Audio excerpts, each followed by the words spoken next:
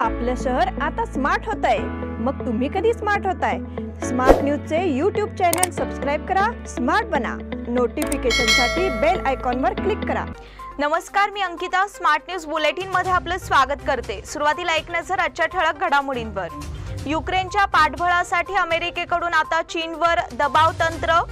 कर्नाटकातील शाळांमधून आता भगवद्गीतेचे धडे देणार। तुमकुर जवळील अपघातात 8 जण ठार, 20 जण गंभीर। इंधन दरवाढीच्या धास्तीने खरेदीत वाढ। शहर परिसरात रंगोत्सव रंगला। आमदार अभय पाटील यांच्या पुढाकाराने रंगपंचमीनंतर स्वच्छता अभियान। शास्त्रीनगर येथे पारंपरिक होलिका उत्सव साजरा। भाजी मार्केटच्या संदर्भातील आंदोलन आता बेंगळूरमध्ये छेडणार। भवानीनगर खून प्रकरणी दोघांची चौकशी। कोगनोळीत 110 केव्ही विद्युत उपकेंद्राचे उद्घाटन।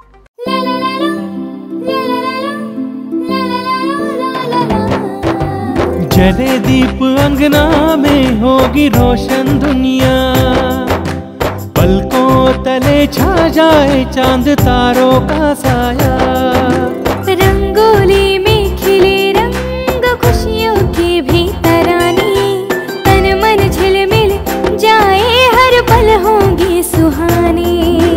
ये अटूट बंधन खिले हर आशियाना, रंग वस्त्रों का खजाना मन भाए आराधना। रंग वस्त्रों का खजाना मन भाए आराधना। आराधना मारुती गली बेलगाम, मन भाए आराधना। आणि आता पाहूयात सविस्तर बातम्या। 3 आठवडे उलटले तरीही रशिया आणि युक्रेन यांच्यातील युद्ध संघर्ष अजूनही संपलेला नाही। रशियन फौज युक्रेनमधील महत्त्वाच्या शहरांवर हवाई हल्ले तसेच गोळीबार करत आहेत। तर दुसरीकडे या दोन्ही देशातील युद्ध चिघळू नये म्हणून जगभरातील देश प्रयत्न करत आहेत। युद्ध थांबावे म्हणून आर्थिक कोंडी करण्यासाठी अमेरिकेसह अनेक देश रशियावर वेगवेगळे निर्बंध लागू करत आहेत। जागतिक पातळीवर या घडामोडी घडत असताना आता रशियाला पाठिंबा दिला तर गंभीर परिणाम भोगावे लागतील असा इशारा अमेरिकेने चीनला दिलाय। द गार्डियनने प्रसिद्ध केलेल्या वृत्तानुसार अमेरिकेचे राष्ट्राध्यक्ष जो बायडेन आणि चीनचे राष्ट्राध्यक्ष शी जिनपिंग यांच्यात फोन कॉलद्वारे 2 तास चर्चा झाली। या चर्चेत रशिया युक्रेन युद्धासह अन्य विषयांवर गंभीर चर्चा करण्यात आली। यावेळी जो बायडेन यांनी चीनने युक्रेनमधील शहर तसेच नागरिकांवर हल्ला करणाऱ्या रशियाला पाठिंबा दिला तर काय परिणाम भोगावे लागतील याबद्दल माहिती दिली। अमेरिकेच्या वरिष्ठ प्रशासकीय अधिकाऱ्यांनी 2 नेत्यांमधील या चर्चेबद्दल सांगितले आहे। कर्नाटकातील शाळांमधून आता भगवद्गीतेचे धडे देणार। मुलांमधील सांस्कृतिक मूल्ये लोप पावत असल्याने ते थांबविण्यासाठी कर्नाटकमधील शाळांत भगवद्गीतेचे पाठ शिकविण्याचा विचार राज्य सरकार करीत आहे। शालेय अभ्यासक्रमात नीतिशास्त्र शिकविले जावे अशी अनेक नागरिकांची मागणी आहे, असे राज्याचे प्राथमिक आणि माध्यमिक शिक्षण मंत्री BC नागेश यांनी सांगितले। विशेष म्हणजे गुजरात सरकारी शाळांमध्येही भगवद्गीता शिकविण्याचे नियोजन करीत आहे। त्यानंतर आता कर्नाटकच्या शिक्षण मंत्र्यांनी शुक्रवारी तसे सूतावाच केले, पण तसे करण्याआधी शिक्षण तज्ञांशी चर्चा केली जाईल असे त्यांनी स्पष्ट केले। नागेश यांनी पत्रकारांना सांगितले की गुजरात सरकारने अभ्यासक्रमात नीतिशास्त्र अंतर्भूत करण्याचा निर्णय घेतला असून ते 3 ते 4 टप्प्यात केले जाईल। त्यानुसार पहिल्या टप्प्यात भगवद्गीता अंतर्भूत केली जाईल अशी माहिती आम्हाला मिळाली आहे। कर्नाटकमधील शाळांत नीतिशास्त्र शिकवायचे की नाही याचा निर्णय मुख्यमंत्री बसवराज बोम्मई यांच्याशी चर्चा केल्यानंतर घेतला जाईल असा निर्वाळा त्यांनी दिला। शाळेमध्ये यापूर्वी नीतिशास्त्राची एक तासिका घेतली जायची, ती प्रत्येक आठवड्यात असायची। त्यात रामायण महाभारत यांच्यातील कथांवर आधारित धडे दिले जायचे। कर्नाटकमध्ये असे काही करण्यापूर्वी शिक्षण तज्ञांशी चर्चा केली जाईल असे त्यांनी सांगितले। तुमकुर जवळील अपघातात 8 जण ठार, 20 गंभीर जखमी। तुमकुर जिल्ह्यामधील पावगड जवळ बस उलटल्याने 8 जणांचा जागीच मृत्यू झाला आहे तर 20 जण गंभीर जखमी झाले आहेत। हा भीषण अपघात शनिवारी सकाळी घडला। मृतांमध्ये काही विद्यार्थ्यांचा देखील समावेश असल्याची माहिती समोर आली आहे। तुमकुर पोलिसांनी या वृत्ताला दुजोरा दिला आहे। हा अपघात एवढा भीषण होता की यामधील मृतांची संख्या वाढण्याची देखील भीती व्यक्त करण्यात आली आहे। अपघाताची माहिती मिळताच पोलीस विभाग आणि आरोग्य कर्मचारी घटनास्थळी दाखल झाले आणि त्यानंतर इतर जखमींना तातडीने रुग्णालयात हलविण्यात आले। पोलिसांनी दिलेल्या माहितीनुसार बस चालकाचे बसवरील नियंत्रण सुटल्याने हा अपघात झाला। बसमध्ये जवळपास 60 प्रवासी होते। या भीषण बस अपघातातील जखमींपैकी 8 जणांची प्रकृती चिंताजनक असल्याची देखील माहिती पुढे आली आहे। इंधन दरवाढीच्या धास्तीने खरेदीत वाढ। 5 राज्यांमधील विधानसभा निवडणुकांच्या निकालानंतर पेट्रोल आणि डिझेलचे दर वाढण्याची शक्यता व्यक्त केली जात होती। विधानसभेच्या निवडणुका झाल्यानंतर इंधनच्या दरांमध्ये भरमसाठ वाढ होईल असं म्हटलं जात होतं। त्यामुळेच या पहिल्या 15 दिवसांमध्ये देशामधील पेट्रोल आणि डिझेलच्या विक्रीने कोरोनापूर्व काळातील विक्रीचा टप्पाही ओलांडलाय। इंधनाचे दर वाढतील या भीतीने वाहन चालक आणि डीलर्स गाड्यांच्या टाक्या फुल करण्याचा म्हणजेच पूर्ण क्षमतेने इंधन भरून घेण्यास प्राधान्य देत आहे। नुकत्याच जारी करण्यात आलेल्या इंधन विक्रीच्या आकड्यांवरूनच हेच दिसून येत आहे। इंधन उद्योगासंदर्भातील आकडेवारीनुसार भारतातील जवळपास 90% तेल बाजारावर नियंत्रण ठेवणाऱ्या सार्वजनिक क्षेत्रातील पेट्रोलियम कंपन्यांनी 1 मार्च ते 15 मार्च या कालावधीमध्ये 12.3 लाख टन पेट्रोलची विक्री केली आहे। मागील वर्षाच्या तुलनेत ही वाढ 18% अधिक आहे, तर 2019च्या तुलनेत ही वाढ 24.4% अधिक आहे। शहर परिसरात रंगोत्सव रंगला। पारंपरिक पद्धतीने जल्लोषात रंगोत्सव साजरा करण्याची 2 वर्षांनंतर मिळालेली संधी बेळगावकरांनी पुरेपूर घेतली। विविध रंगांची उधळण करत शुक्रवारी बेळगावकरांनी अभूतपूर्व रंगोत्सव उत्साहात साजरा केला। यंदा कोणतेही निर्बंध नसल्याने युवा वर्गाच्या उत्साहाला उधाण आले। रंगोत्सवासाठी काही ठिकाणी रेन डान्स तर काही ठिकाणी कोरड्या रंगांचा भरपूर मारा करत संगीताच्या तालावर जल्लोष करण्यात आला। रंगोत्सवासाठी बंधना चौकटी खुल्या झाल्यामुळे त्यात नाहून निघण्याचा आनंद तरुणाईने घेतला। शुक्रवारी सकाळपासून रंगोत्सवाचा माहोल तयार होण्यास सुरुवात झाली। यासाठी शहर परिसरात खास पाईपलाईन उभ्या करून शॉवर तयार करण्यात आले होते। चव्हाड गल्ली, खडक गल्ली परिसरातील जल्लोषी नृत्याविष्कार सारांना तल्लीन करणारा होता। पारंपरिक पद्धतीचे लोटांगण हा पांगुळ गल्ली येथील अश्वत्थमा मंदिरासमोर होणारा रंगपंचमीचा महत्त्वाचा कार्यक्रम आहे। भाविकांनी मोठ्या संख्येने उपस्थित होऊन या कार्यक्रमात भाग घेतला, त्यामुळे या ठिकाणी नागरिकांची एकच गर्दी झाली होती। बेळगावच्या होळी उत्सवाला वेगळे वैभव मिळवून देणाऱ्या होली मिलन उत्सवाचे आयोजन व्हॅक्सिन डेपो मैदानावर करण्यात आले होते। बेळगाव दक्षिणचे आमदार अभय पाटील यांच्या पुढाकाराने या उत्सवाचे आयोजन करण्यात आले होते। यामध्ये मोठ्या प्रमाणात तरुणाई रमल्याचे दिसून आले। रंगाच्या फवारणीत रमलेल्या तरुणाईने उत्साहात रंगोत्सव साजरा केला। शहराच्या कानाकोपऱ्यातून आलेल्या तरुणाईच्या थव्यांनी या मार्गावरील सर्व रस्ते भरून गेले होते। या उत्सवामध्ये प्रारंभी आमदार अभय पाटील यांनी नागरिकांना होळीच्या शुभेच्छा दिल्या। आमदार अभय पाटील यांच्या पुढाकाराने रंगपंचमीनंतर स्वच्छता अभियान। शुक्रवारी रंगपंचमीच्या निमित्ताने येथील व्हॅक्सिन डेपो मैदानावर रंगोत्सव उत्साहात पार पडला। यामध्ये हजारो तरुणांनी सहभाग घेऊन हा उपक्रम यशस्वी केला। मात्र त्यानंतर या ठिकाणी निर्माण झालेली अस्वच्छता दूर करण्यासाठी आमदार अभय पाटील यांच्या मार्गदर्शनाखाली कार्यकर्त्यांनी परिश्रम घेतले। त्यानुसार शहर परिसरात व्हॅक्सिन डेपो मैदानावर स्वच्छता अभियान राबविण्यात आले। त्याला कार्यकर्त्यांचा उदंड प्रतिसाद मिळाला। रंगाच्या उधळणीसाठी आणलेली प्लास्टिकची पाकिटे बाटल्या या मैदानावर पडल्या होत्या। त्यांची स्वच्छता मोहीम अभय पाटील यांच्या मार्गदर्शनानुसार राबविण्यात आली। या मैदानावर कोणत्याही प्रकारची अस्वच्छता राहू नये, तसेच मैदान पुन्हा एकदा क्रीडा उपक्रमांसाठी वापरण्यात यावे याकरिता येथील नागरिकांनी आपली मते मांडली होती। त्यांचा विचार लक्षात घेऊन यासाठी आमदार अभय पाटील यांनी स्वच्छता अभियान राबविण्याच्या सूचना केल्या होत्या। त्यानुसार येथे ही स्वच्छता मोहीम आपण राबवित असल्याचे कार्यकर्त्यांनी सांगितले। शास्त्रीनगर येथे पारंपरिक होलिका उत्सव साजरा। दरवर्षीप्रमाणे यंदाही शास्त्रीनगर पाटीदार भवन समोर पारंपरिक पद्धतीने होळी उत्सव साजरा करण्यात आला। होळी पूजनासाठी या भागातील गंगेश्वरी जंगले, गीता जाधव, अनिता नाईक, अनिता जंगले, मालती पाटील, पूनम दरवंदर, शर्वरी, गाथा दड्डीकर, श्रेयस जंगले, गणेश दड्डीकर, लक्ष्मण जांगले, आदित्य जाधव, आकाश जांगले, ज्योतिबा दरवंदर उपस्थित होते। त्याचबरोबर युवक मंडळ तसेच इतर महिला आणि पुरुष मंडळी उपस्थित होती।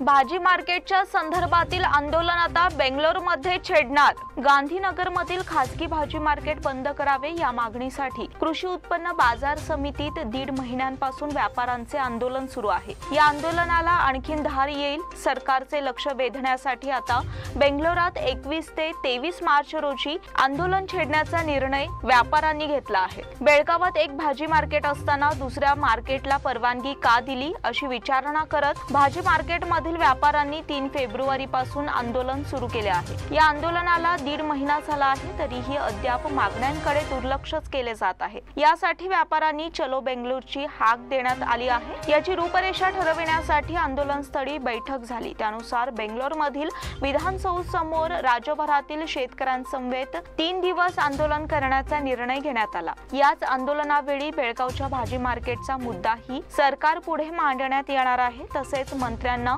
निवेदनही दिले जाणार आहे. यासाठी रविवार दिनांक 20 रोजी बेळगावातून सुमारे 250 व्यापारी आणि शेतकरी बेंगलोरला रवाना होत आहेत.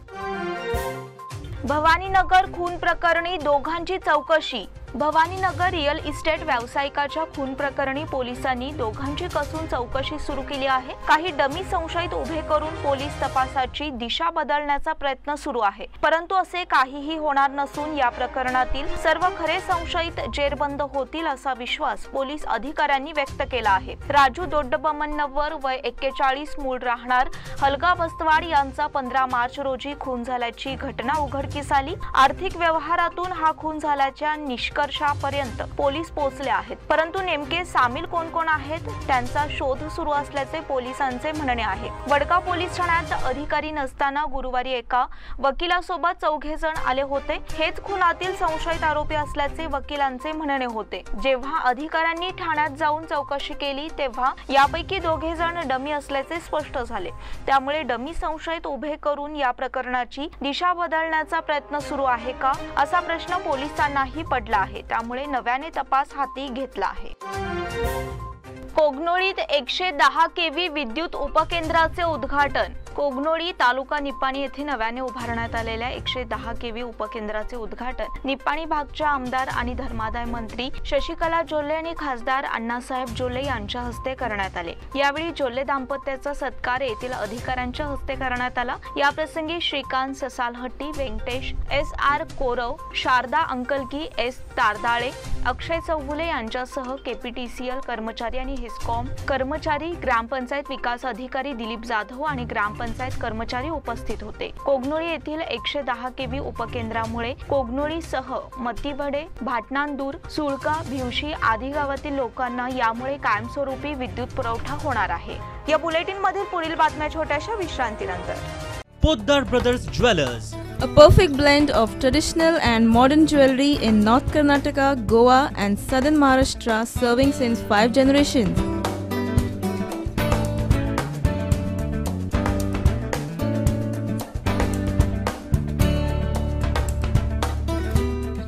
exclusive gold, silver and platinum jewelry showroom.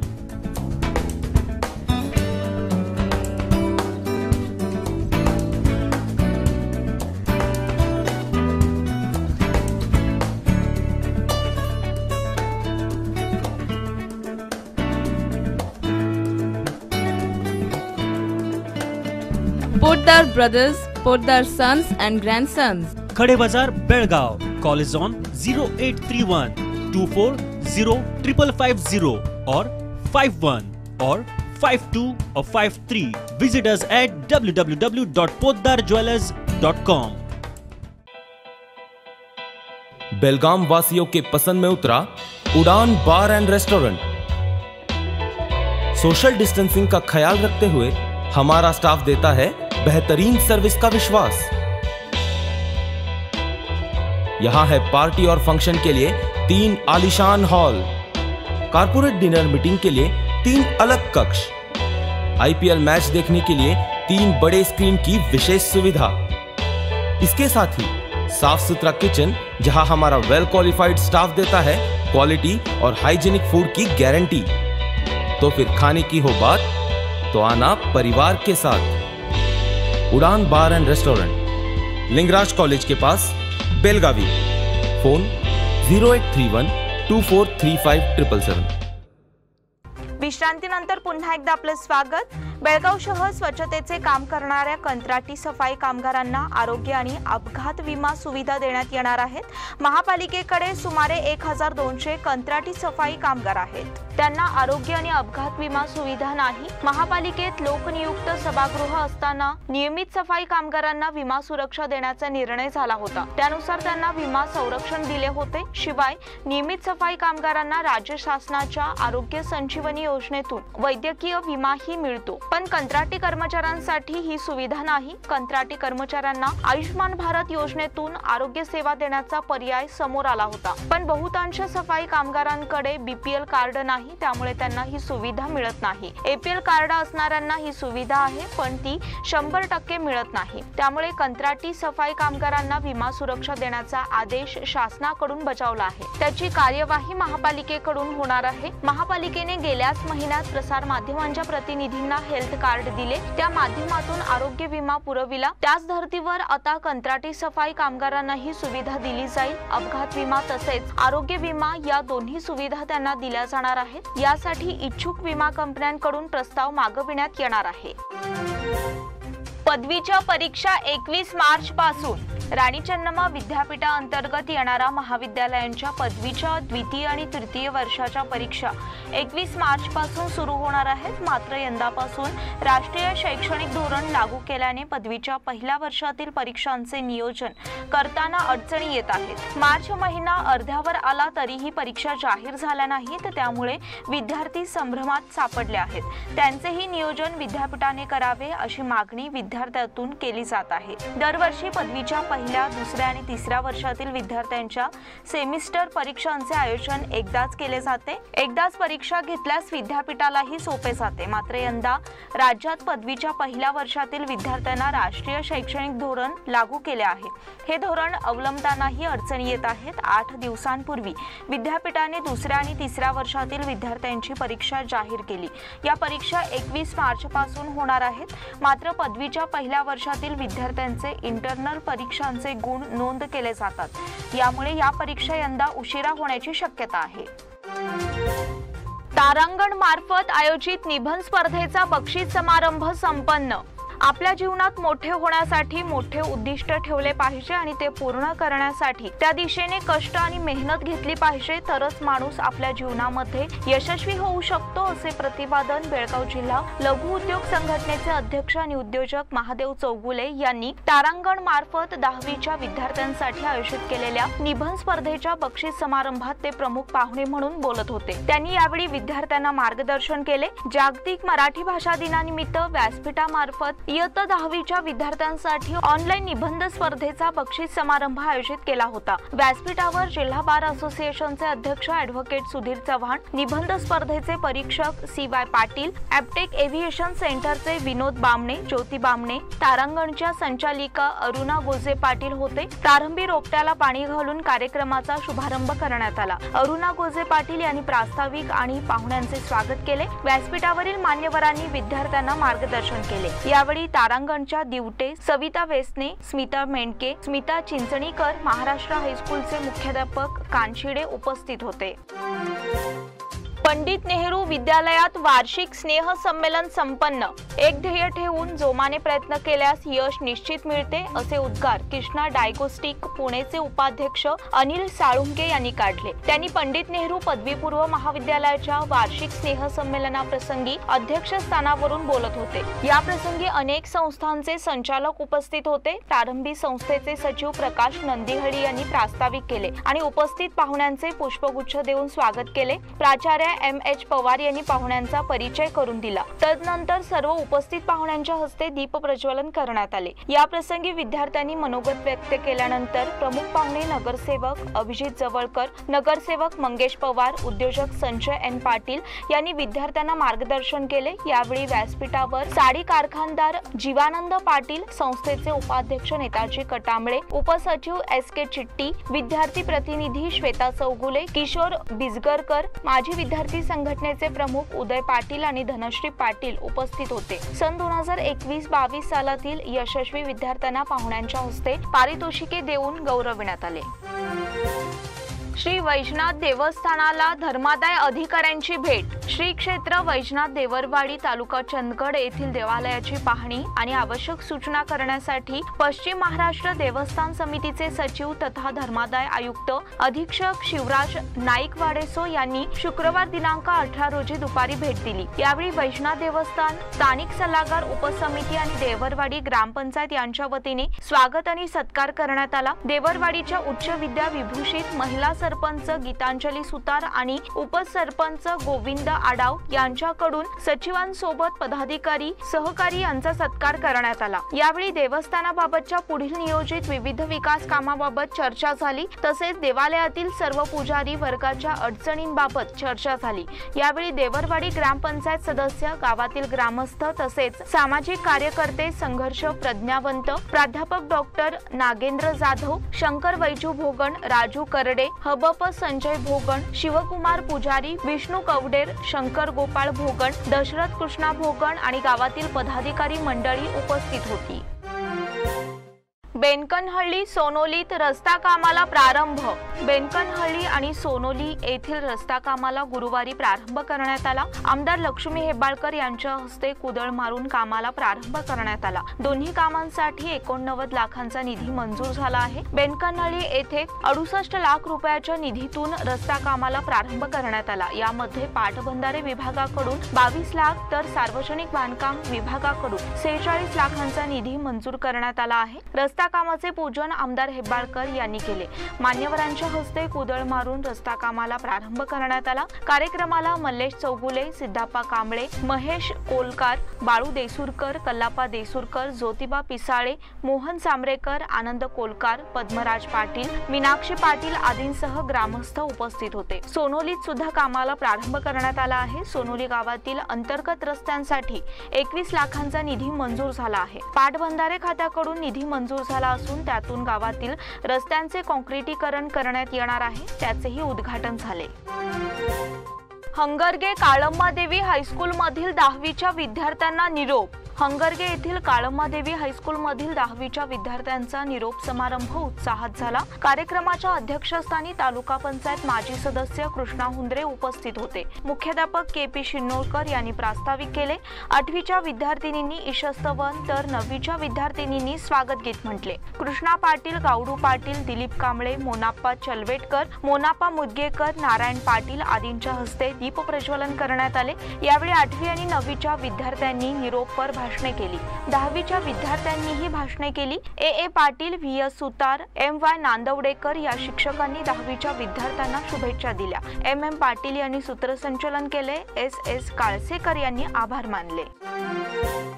निवासी योजनेसाठी उत्पन्न मर्यादा वाढविणार. सरकारच्या मार्फत राबविण्यात येणाऱ्या निवासी योजनेसाठी निश्चित उत्पन्न मर्यादा वाढविण्याचा निर्णय घेतला आहे. यामुळे योजनेची व्याप्ती वाढवली जात असून त्याचा लाभ अधिक लाभार्थींना मिळण्याची शक्यता आहे. दरम्यान याबाबत अलीकडे निर्णय घेण्यात आला असून याबाबतचे आदेश लवकरच जारी करण्यात येणार आहेत. विविध शासकीय निवासी योजनांसाठी नियम आणि अटी आहेत. त्यात जात आणि उत्पन्न दाखला, लाभार्थी आर्थिक दुर्बल आणि स्थानिक दाखल्याची अट योजनेसाठी आहे. त्यापैकी उत्पन्न दाखल्याची मर्यादा वाढविली, त्यामुळे योजनेची व्याप्ती वाढविली आहे. याबाबत अलीकडे प्राथमिक चर्चा करण्यात आणि त्यानंतर मर्यादा वाढविण्याचा निर्णय घेण्यात आला. त्यामुळे त्याबाबतचे अधिकृत परिपत्रक लवकरच जारी होणार आहे. निवासी योजनेसाठी ग्रामीण भागामधील रहिवाशांनी अर्ज करण्यासाठी वार्षिक उत्पन्न 32,000 पेक्षा कमी हवे अशी अट आहे. या अटीत आता बदल करण्याचा निर्णय गृहनिर्माण मंडळाने घेतला आहे. सरासरी उत्पन्नाची मर्यादा 1,20,000 करण्यात आली आहे.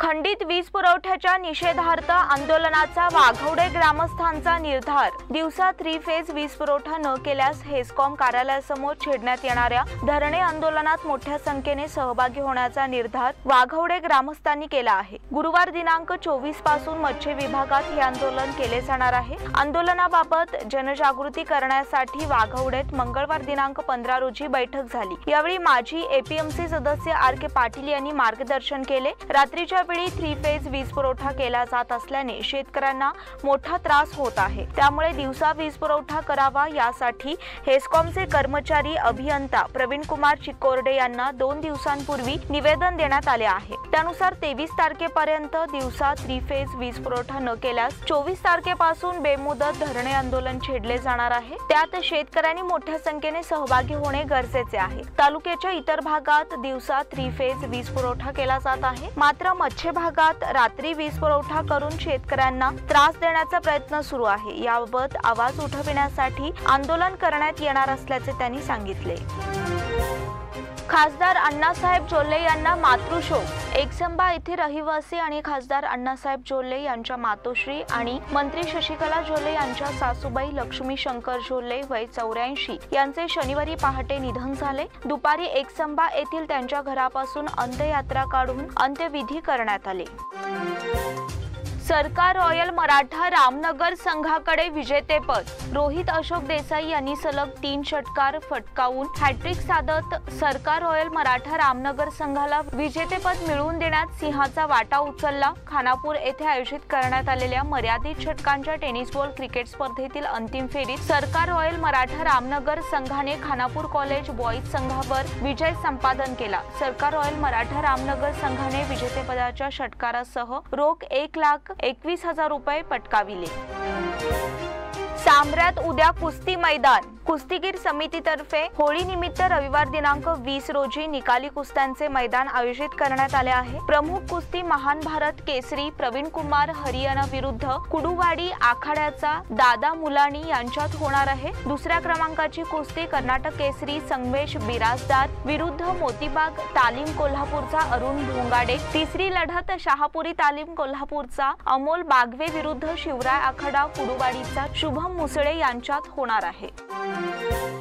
सिकंदर शेखने मारले सावगावचे मैदान। सावगाव येथे जय हनुमान कुस्तीगीर संघटना आणि ग्रामस्थ यांच्यातर्फे आयोजित कुस्ती मैदानात प्रथम क्रमांकाच्या कुस्तीत महान भारत केसरी सिकंदर शेख यांनी भारत केसरी दिल्लीचा मल्ल प्रवीण कुमार याला लाटणं डावावर चितपट करून सावगावचे मैदान मारले। या मैदानात एकूण 58 चटपटीत कुस्त्या झाल्या। प्रथम क्रमांकाच्या कुस्तीत सिकंदर शेख याने पहिल्या क्षणापासूनच आक्रमक पवित्रा घेतला। 1 मिनिट दोघांमध्ये झटापट सुरू झाली। 1.5 मिनिट होताच सिकंदर शेख याने लाटणं डावाचा वापर करून प्रवीण कुमार याला दाखविले। पंच म्हणून रत्नकुमार मठपती यांनी कामकाज पाहिले। याचबरोबर स्मार्ट न्यूजचे आजचे बुलेटिन इथेच संपले। धन्यवाद।